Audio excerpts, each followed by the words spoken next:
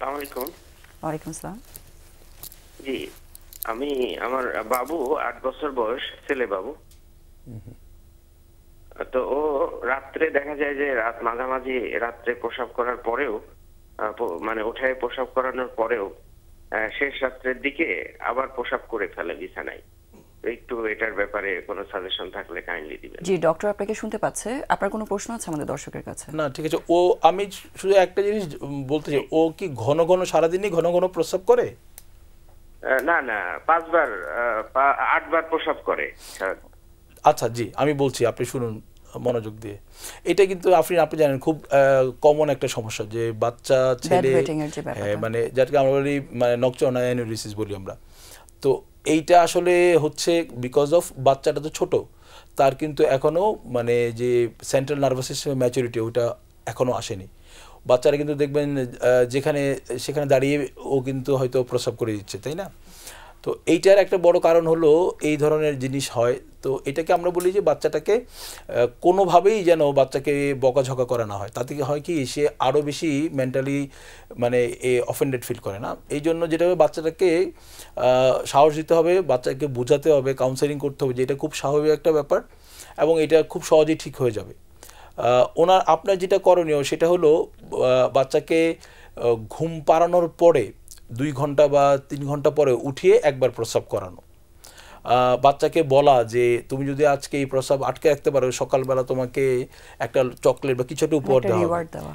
Right, ওকে encourage করে mentally. এবং আমরা কিছু কিছু ক্ষেত্রে পরীক্ষা করি কিছু, যে ওর কিছু কোনো এন্ডোক্রাইন সিস্টেম আমরা বলি, মানে যেখানে হরমোনাল কিছু সমস্যা থাকে, ওগুলো আছে কিনা। এরপরও যদি না হয়, কিছু ওষুধ এসেছে এখন, আমরা ওই ওষুধগুলো ব্যবহার করি, কিন্তু অবশ্যই এটা বিশেষজ্ঞের পরামর্শ নিয়েই করতে হবে। কিন্তু আমি আবারও বলি সবাইকে, দর্শকদেরকে, যে এইটা খুবই এই ধরনের সমস্যা, যে বাচ্চারা রাতেরবেলা বিছনায় প্রস্রাব করে দিচ্ছে, এটা খুব স্বাভাবিক একটা জিনিস।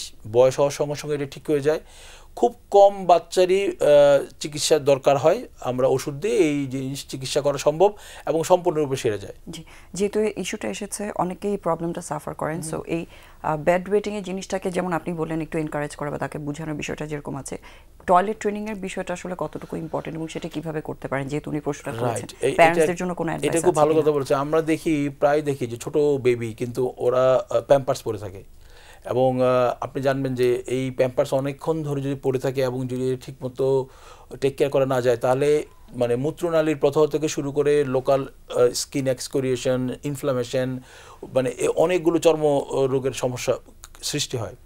তো আমরা এই জন্য সবসময় বলি যে যখনই বাচ্চা মানে একটু বুঝতে শিখবে, একটু হাঁটাচলা করতে শিখবে, তখন থেকে ধীরে ধীরে বাচ্চাকে এই টয়লেট ট্রেনিংয়ের ইয়েটা করানো।